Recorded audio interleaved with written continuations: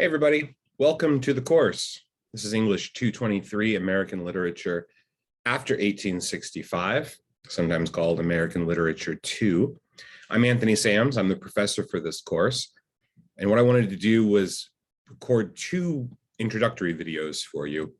The first is an introduction to the syllabus. We're going to walk through the syllabus together, and I hope to give you a good sense of what the course is going to be like. From like a 10,000 foot perspective, looking down on the class. In the second introductory video, we're going to go through the course itself. We're going to get into Ivy Learn and walk through one of the modules and some of the important sections of the class that you will be using on a regular basis, just so that we're all on the same page about what the expectations are and what you will need to be doing as a student to successfully complete this course.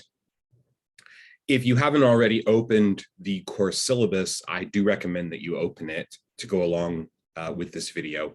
I'll be projecting the syllabus on the screen and walking you through many of the important pieces of information that I want you to get from the syllabus before the course begins. So you can access the syllabus by getting into our course in Ivy Learn and clicking on the syllabus button. There's a printed version of the syllabus built in like a web page in the class, and you can also download a PDF of the syllabus if you would like. I'll have that in front of me on the screen as I'm walking through. I also have a printed copy of the syllabus that I'll be making reference to as we go through our class, overview of the class together. I think these introductory videos are a really important and really great resource for you. It kind of recreates the experience of being in a classroom, even though at this moment I'm sitting in my office at the Ivy Tech Sellersburg campus. But for the most part, the videos are recorded in a single take live, and there's not going to be a whole lot of editing built into it. So you'll have to forgive the occasional ums or the occasional pauses as I try to make sure that all of the information that's coming out is clear and is something that you're going to actually benefit from watching and listening to. When and where necessary, I may go back and make some edits to the videos to make them run a little more smoothly, but for the most part, you'll see sort of an unfiltered live Professor Sams in front of you as if we were together in a class. So let's turn to the syllabus together. As I said, you can access the syllabus in the Ivy Learn site by going into our class and clicking the syllabus button, or there is a PDF version of the syllabus. That's the one that I'm going to be walking through. All of the information is the same in both locations, but I think the way that this is formatted makes things a little more succinct and clear for you and organizes it by section. This is also the way that I format my syllabi for the classes that I teach on campus, as well as these online courses. So let's go through some of the basic information here at the top of the page. As I said, my name is Anthony Sams. I'm the professor for this course. I've been at Ivy Tech for a little more than 11 years now. I'm a full professor. I'm the chair of the Department of English at the Sellersburg campus.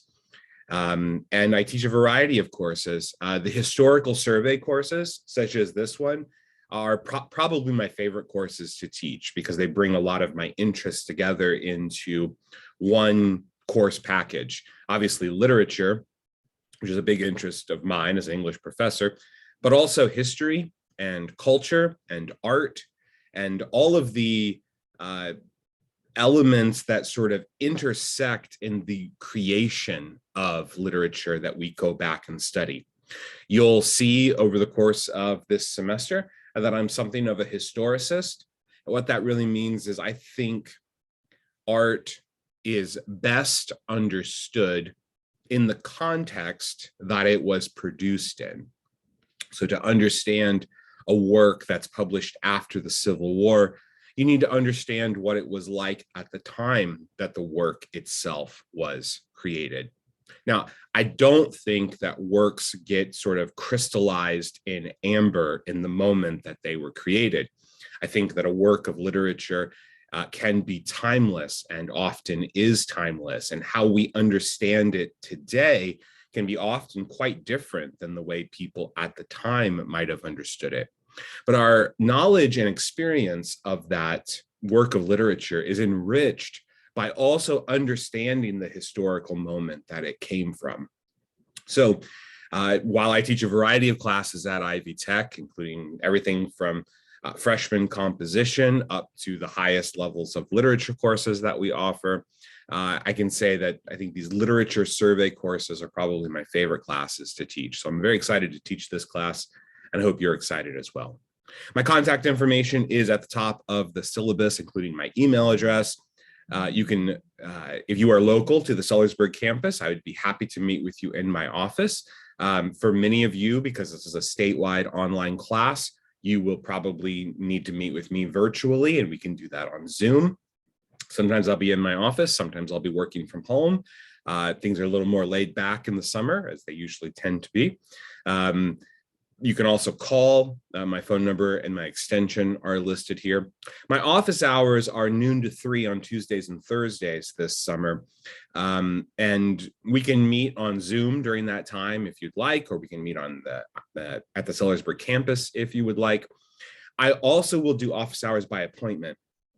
All that really requires is you to reach out to me and to say, hey, can we set up an office hour appointment on this day at this time? And as long as I'm free during that time, I would be happy to meet with you. And if I'm not free, then we'll just kind of negotiate back and forth and find a time that works for both of us. Working directly with you, my students in this class, is really one of the most rewarding things about teaching. So I do want to remind you, want to encourage you to remember that office hours are for you. Some people think about office hours as student hours, the hours that a professor sets aside each week for students to talk one-on-one. We can talk about issues that you might be having in the course. We can talk about your college trajectory and the career, what classes you might want to take next. If you're interested in majoring in an arts and sciences field, I can talk to you about what classes are available or help you with some advising if you need to do that. Or if you just want to talk about history or literature or art or anything, I'd be happy to talk to you about all of that as well. This is an online course, and so the course location is listed as Canvas Ivy Learn. Ivy Learn is the college name for the learning management software that's called Canvas. They're interchangeable. At many institutions, it's just called Canvas. And so if you're going to transfer to another institution, such as Indiana University, they'll just be calling it Canvas there. So I use Canvas / Ivy Learn / Canvas. I try to put that throughout to remind you that they're the same thing. And sometimes I'll say Canvas, sometimes I'll say Ivy Learn, sometimes I'll just be generic and say the course site. And you can know that when I say that, that's what I'm referring to. Because this is an online course, we'll talk a little more about this later in the syllabus. The course itself is asynchronous, which means it can be completed on your own time. All the information you need is built into the class. But I will have optional virtual lecture hours that will be delivered twice a week on Tuesdays and Thursdays at 3 o'clock. There's a Zoom link for it, and you'll be welcome to join me for virtual lectures. If you can't join for virtual lectures, they will be recorded and they will be made available to you. So don't worry about that. There will be opportunities to watch those lectures, but there are optional hours, and the lectures will be delivered live, and you will be welcome to join me during that time. Okay, let's talk about the course description, the content, and the prerequisites for this class. So English 223, American Literature after 1865. It's a survey of major American writers from the Civil War to the present. Not every major American writer is going to be included. Mostly we just don't have the time to cover every single major American writer. And it says to the present. We will get into contemporary literature, but it's not as if we're going to look at literature that was published, this month or something. So we're going to be looking at literature that has reached what is typically called a canonical status, works that are in the canon of literature. What that really means is works that have been, they have endured, they are influential, they are sometimes pioneering, sometimes they are highly representative of a particular moment in American history. That's the point of the class. This is after 1865. That's when the Civil War ended. And I want to say a quick word about American Lit 1, which is English 222. You do not have to have taken American Lit 1 in order to take this class. That's partly the reason why the title of the class is American Literature After 1865. It gives you that sense that the class stands alone and doesn't need to be taken as a sequence. If you have taken American Lit 1, great, awesome. You'll be in a really great position to continue your studies. If you get done with this class and you want to go take American Lit 1, you're welcome to do that too. They can absolutely be taken out of sequence. There's no requirement there. So I want to make clear that this course does not presuppose that you've had American Lit 1. The only prerequisite for this class is freshman composition, the English composition course at Ivy Tech. So this class doesn't even presuppose that you've had any college level literature work. So all of that information is built into the class. And I am aware of all of that, and that we're all coming to this class with different backgrounds. So I don't want you to worry about anything like that. What will we be doing in this class? Well, we're going to study major historical, culture, intellectual, political events that influenced major American authors. Topical areas of study are going to include later periods of American literature. There are 4 that we're really going to focus on this term. Realism. Naturalism is sort of an offshoot of realism, but it's another era. It's a very brief era of American literature, but we will be talking about naturalism. So realism and naturalism, modernism, and postmodernism, as well as more contemporary literature. When we get to the section on postmodernism and contemporary literature, we'll be talking about what differentiates those from each other. We'll also be talking about major literary developments that happened in American literature after the Civil War.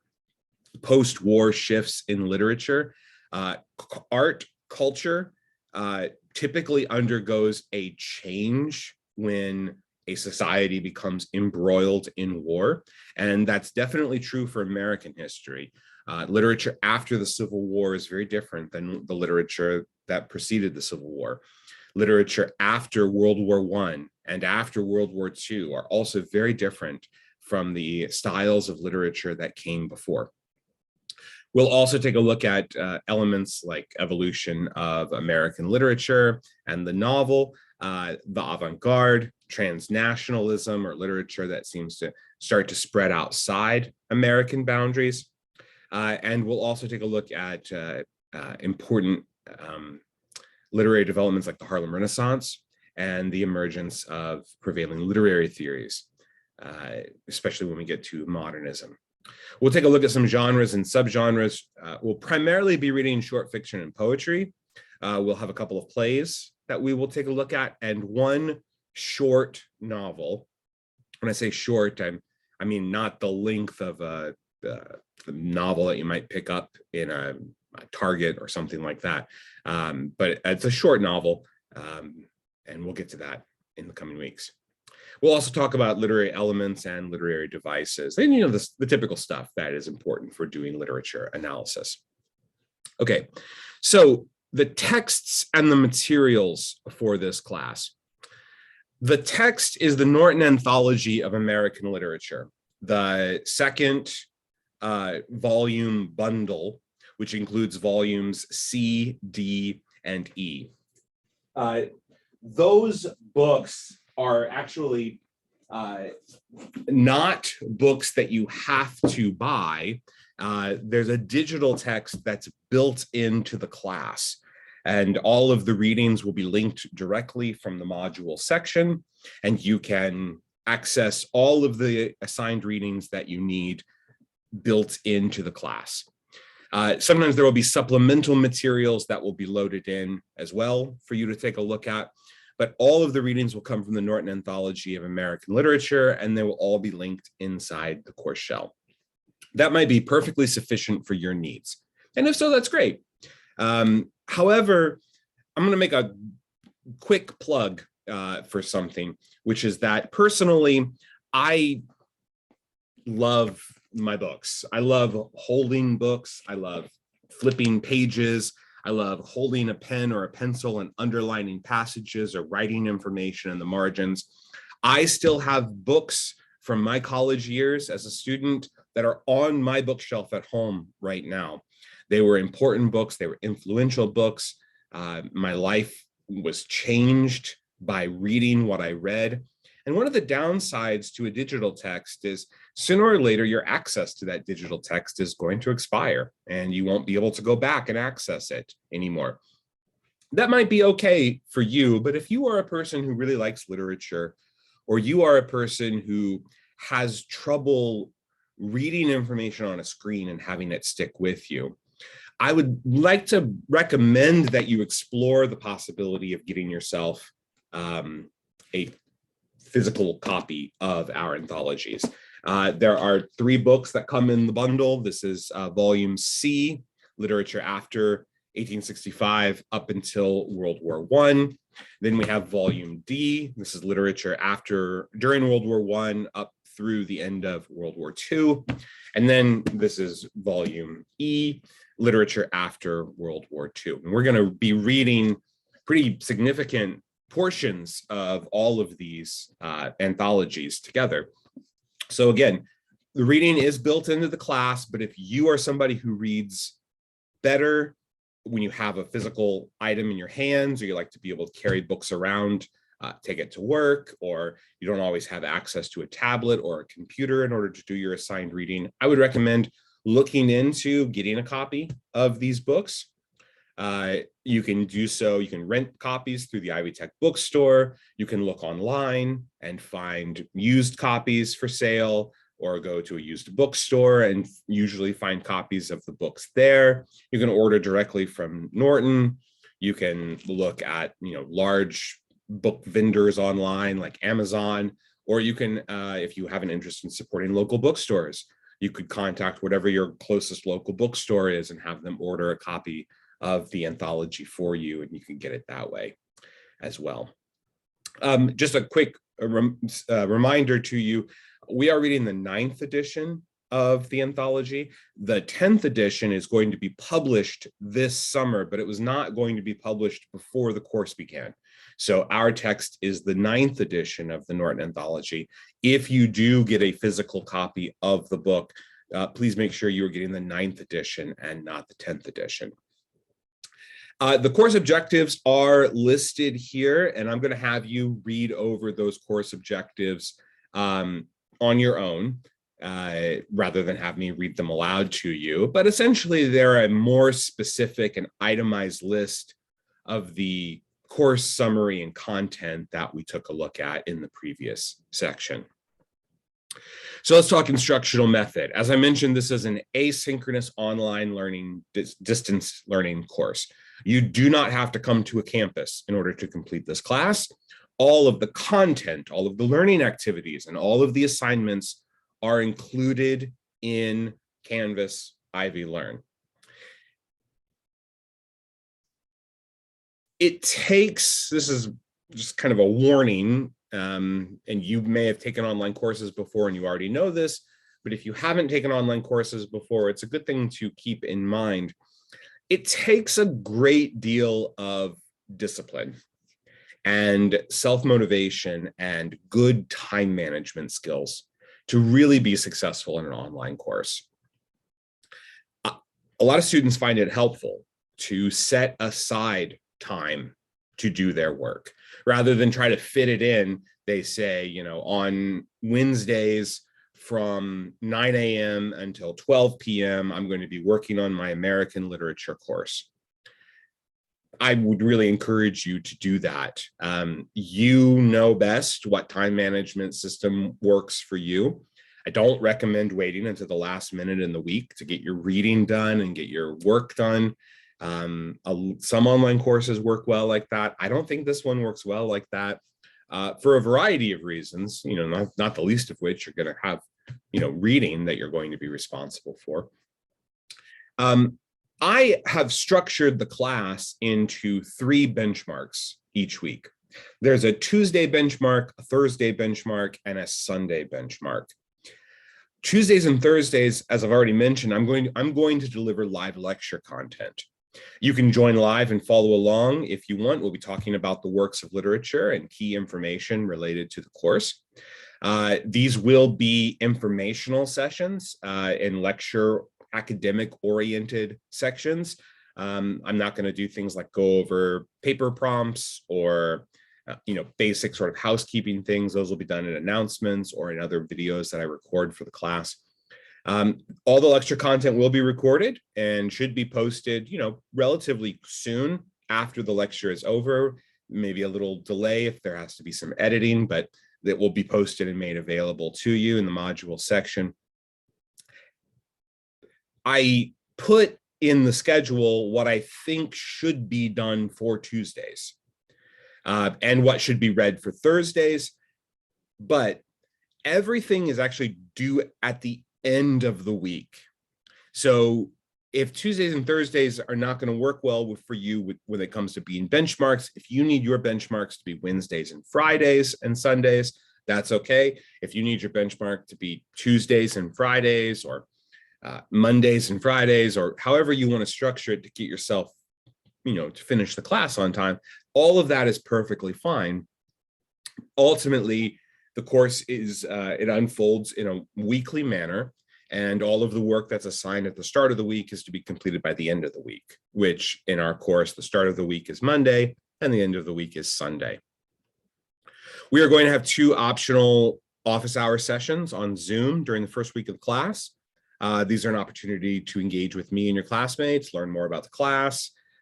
These sessions are going to be recorded. You can also visit me during virtual office hours, bring your own beverage, a bottle of water or tea or coffee or whatever you enjoy drinking. You can also schedule an appointment if you need to reach out to me and get some help in the class, or like I said, just come and chat. Let's talk about the part of the syllabus that no doubt you are very interested in, which is what your grade is going to be determined by. So all grades are going to be maintained within the grade book. You can generally expect to receive grades and feedback within 7 days of an assignment's due date, potentially longer if you turn it in late. We'll talk a little more about that in just a moment. If there needs to be some sort of exception made to the timetable, I will let you know. If, for instance, I get sick or something, COVID's still circulating out in the world at this moment. If I happen to get sick or I need a time away from the class for whatever reason, I will let you know, and maybe take a couple more days to get it done. The final grade breakdown in the course is as follows. There are 1,000 points possible to earn. You will write 2 papers. These 2 papers together will be worth 35% of your final grade. You will also be participating in discussions, virtual discussions, online discussions, common for most online courses. These will be worth 25% of your final grade. There will be quizzes, and these will equal about 20% of your final grade. And then you will also be producing journals. And these are, sort of short writing assignments that allow you to, reflect and experiment and, communicate directly with me about your experiences. Let's get into the details a little bit.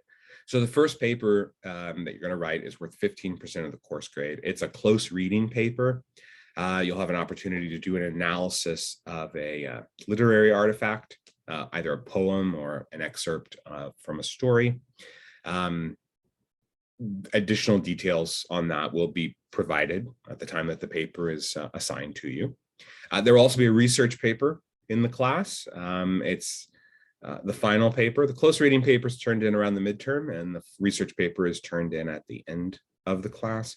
It's an opportunity to trace a theme through artifacts from different literary eras, and an opportunity to bring in some outside research. Again, more information will be provided on that when we get to the end of the class. There are 7 discussions that go through weeks 1 through 7. The lowest of those grades will be dropped.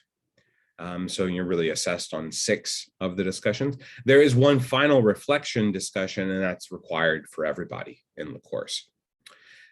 There will be 13 quizzes over the summer term. Each quiz has a maximum of 2 attempts. So if you take it and you don't like the grade and you'd like to take it over, you're welcome to do so. They are open book. It says that the grade will be averaged, and you can get into the class. So if you do well on the first attempt or you don't do well on the first attempt and you do the second attempt, the grade will be kind of averaged out between those 2 attempts. The lowest of the 3 grades on the quizzes will be dropped, though.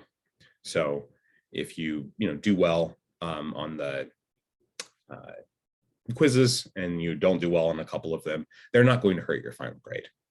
There are going to be 6 journal assignments, short writing assignments called journals or responses, and the lowest grade of that will be dropped as well. The final grading scale is pretty typical. An A is 90% and higher, B is 80 to 89%, so forth.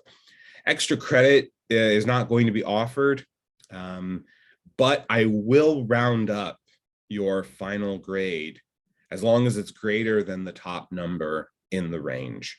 So if you get an 89.1% in the class, I'll round that up to an A. But if it's less than 89, then that falls within the B range. I want to talk about due dates and deadlines. So all of the assignment due dates are included in the syllabus's course schedule, and they're in Ivy Learn in the course calendar. Coursework is scheduled to be submitted by Sunday night, but you will see when you get into the actual class that the official due date of the work is the following Monday morning. Now, the reason that I did this is I'm not entirely convinced that staying up late on a Sunday night to get your work in is really the best thing for you. You need sleep as much as anybody else needs sleep, and you should try to be on a decent sleep schedule just for your own personal health. I would much rather you get up early on Monday morning to finish turning something in, and then it won't be marked late or anything like that.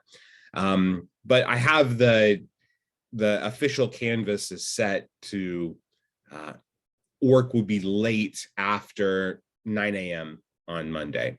So if you do stay up late on a Sunday and you turn it in and it's 1 a.m. instead of 11:59 p.m., it's not going to be counted late or anything like that. So try not to worry about that. The course is delivered in 8 weeks, and you are really strongly encouraged to stay on track, not fall behind. When necessary, you are always welcome to request an extension by emailing me or messaging me within Canvas Ivy Learn. But I will say this is a promise that I make to you, and it is going to be included. It's included here in the syllabus, so it's real, right? That I will grade any assignment that is submitted before the last day of the course.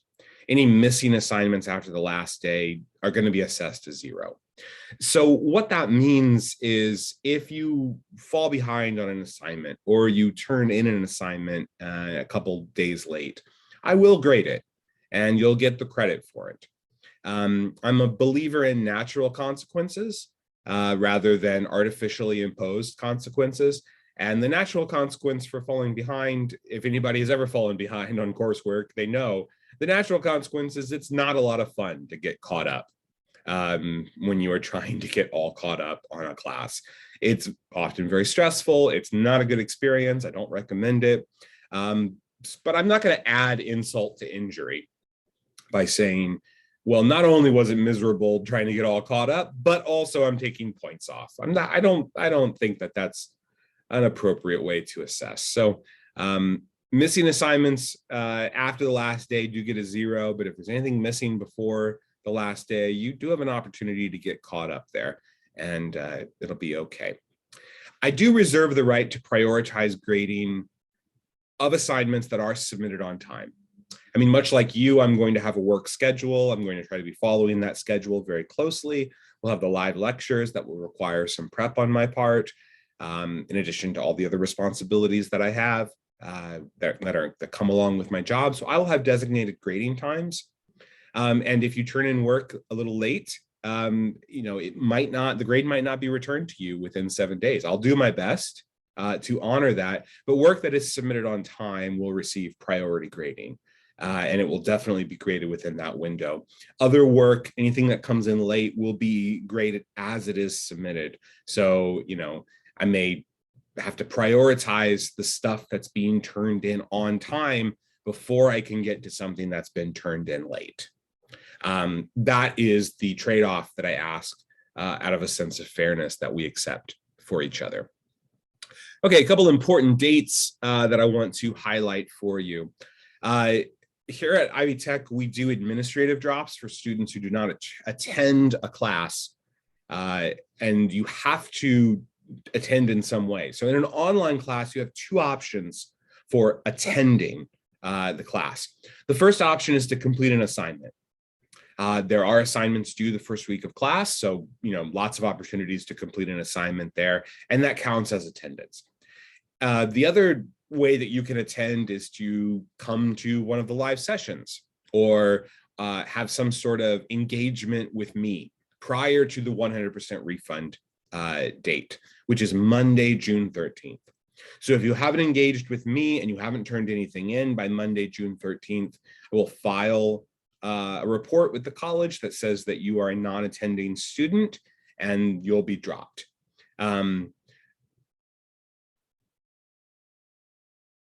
There are processes if the drop is accidental or a mistake to get back in, but if the drop is accurate, once you've been dropped, you typically are not allowed re-entry to the course. If you decide not to continue with the course, first of all, let me say, I hope everybody stays with the course. I think the course is going to be a lot of fun. I'm a very supportive professor. Nobody is a bigger cheerleader for you than me. I want you to do well in this class. I want you to learn a lot. I want you to have a great time. But if for whatever reason you do decide not to continue with the course, don't just stop coming, okay? Not completing the course can have ramifications for your completion rate and for your GPA that can affect financial aid eligibility or scholarship status or full-time status. So if you decide not to continue with the course, you really need to reach out to an academic advisor.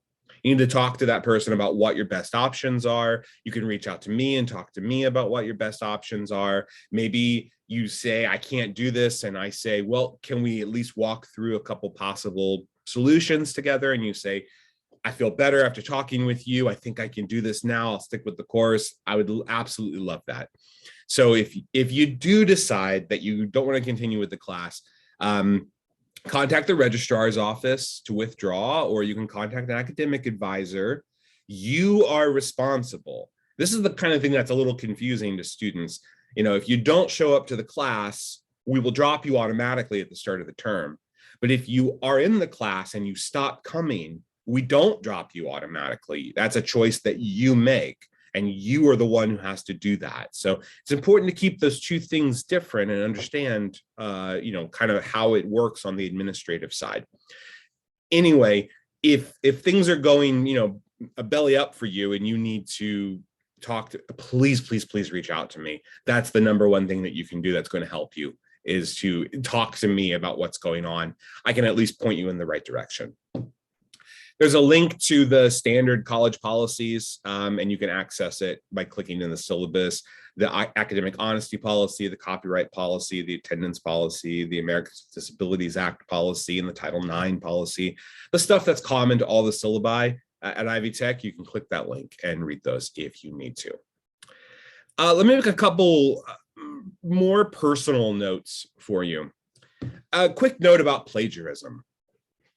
In my experience, Most cases of plagiarism in a college literature course are moments of desperation.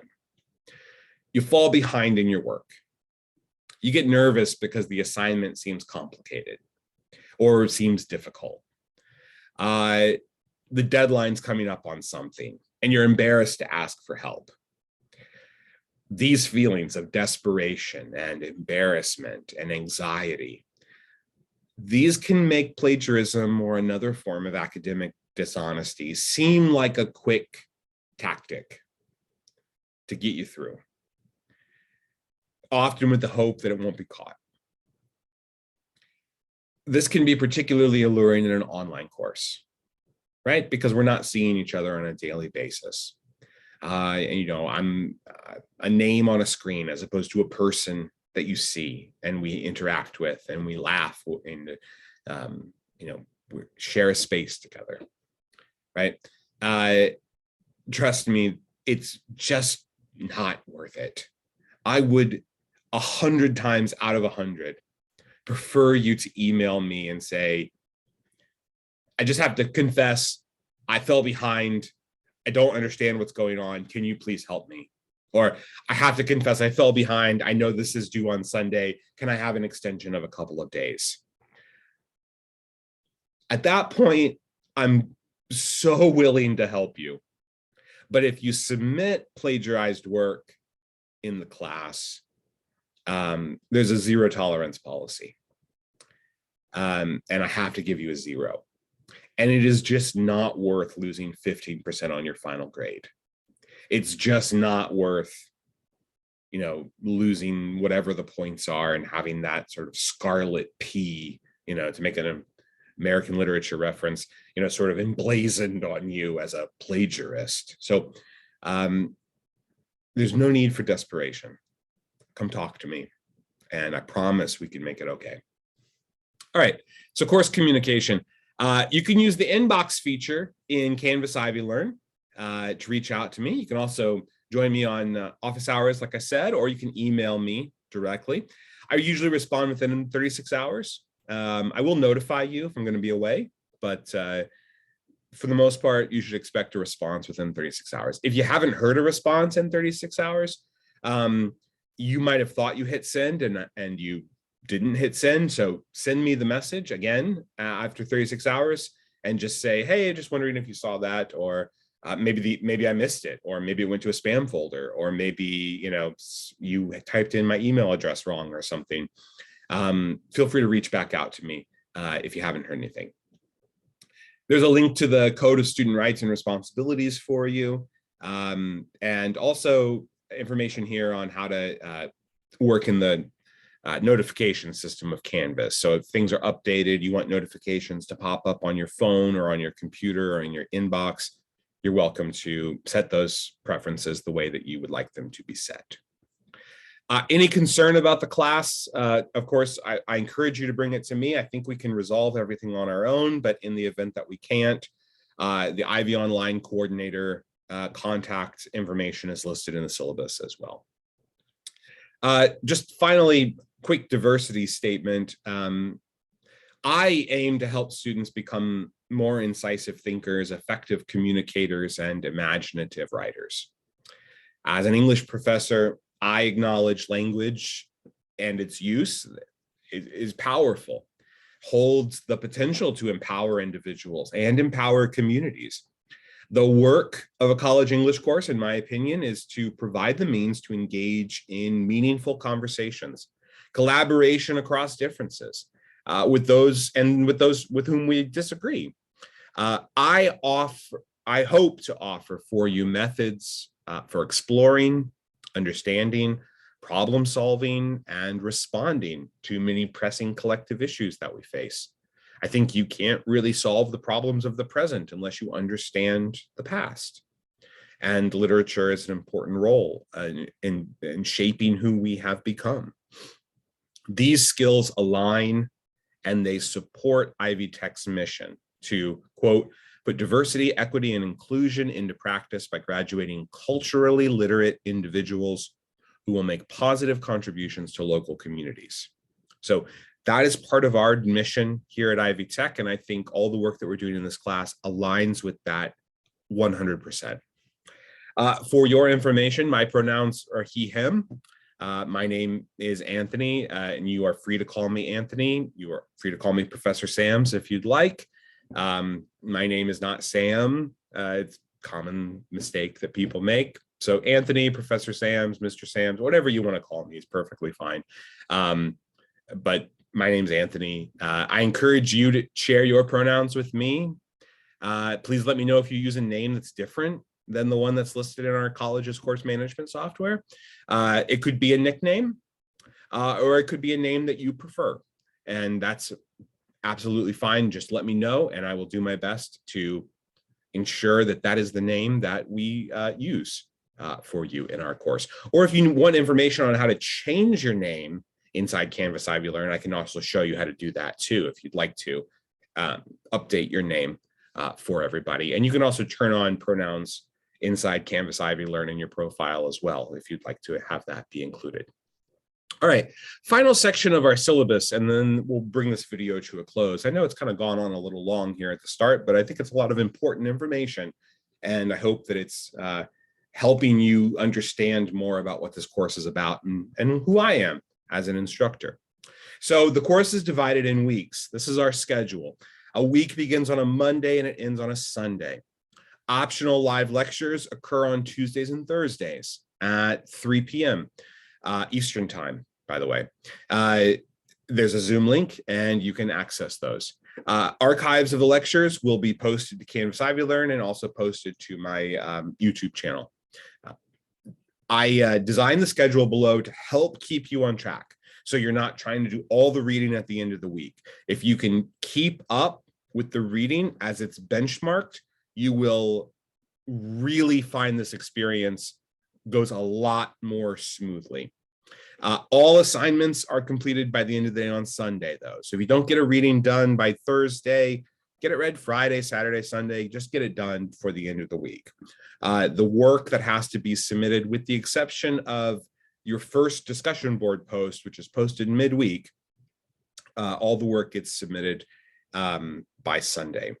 The pagination that's listed in our calendar aligns with the Norton Anthology. So if you see, for example, page C514, what that means is page 514 of volume C.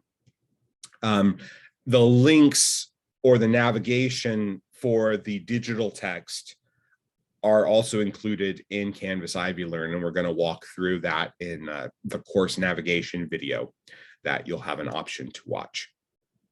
Direct links, as I said, in the modules area. So we have 8 weeks in this course, and let's just talk about what we're going to be focusing on during those 8 weeks. In the first week, we're going to talk about transitions to realism, transitions from Romanticism, the style of literature that sort of predated the Civil War, immediately before the war, and the move into realism, the first major literary movement that happened after the Civil War. Realism and naturalism and some voices from Native America will be our focus in Module 1 and Module 2. Module 3, we'll start talking about modernism. Modernism is a very important global movement in art and culture. It starts around the turn of the century, approximately 1900. It's got some people date it a little earlier, some people date it a little later, but 1900 is about a good place to start. In America, it really starts around 1914 with World War I, but we'll talk early modernism. We will also talk movements inside modernism like imagism. We're going to focus on modernist poetry, doing close readings of modernist poetry, and then we'll read our first play, which will be Eugene O'Neill's Long Day's Journey into Night. In Module 5, we'll talk about a subsection of modernism, the Harlem Renaissance. We'll talk about Black literature after Reconstruction and going into the Harlem Renaissance, and we'll talk about literature in the Harlem Renaissance and beyond the Harlem Renaissance. In Module 6, we will turn to contemporary and postmodern literature and explore styles of literature in post-war America, like confessional poetry, and also in general postmodernism as a genre. We'll talk about contemporary poetry and contemporary fiction, and we will close the class by thinking about increasing diversification of literature, and we'll end with some contemporary drama. Our final play in the class, August Wilson's play Fences. And then the class will be over. These 8-week classes go pretty quickly. So we're going to cover a lot of ground. We're going to read a lot of really great stuff. I've tried to make it so that it's pretty manageable each week. Some weeks are a little lighter than others. Some weeks are a little heavier than others. For the most part, we're right around 100 pages on any given week. That's 100 pages inside the Norton Anthology. Some weeks, as I said, a little lighter, some weeks a little larger. It'll average out to about that before the course is done, and you will have a pretty significant exposure to American literature by the end of this class. Thanks for watching this overview of the syllabus for English 223 in the summer 2022 term. I encourage you to reach out to me if you have any questions, and make sure you also watch the course navigation video and consider joining me for one of the live virtual office hours during the first week of the class so that we can get to know each other a little better.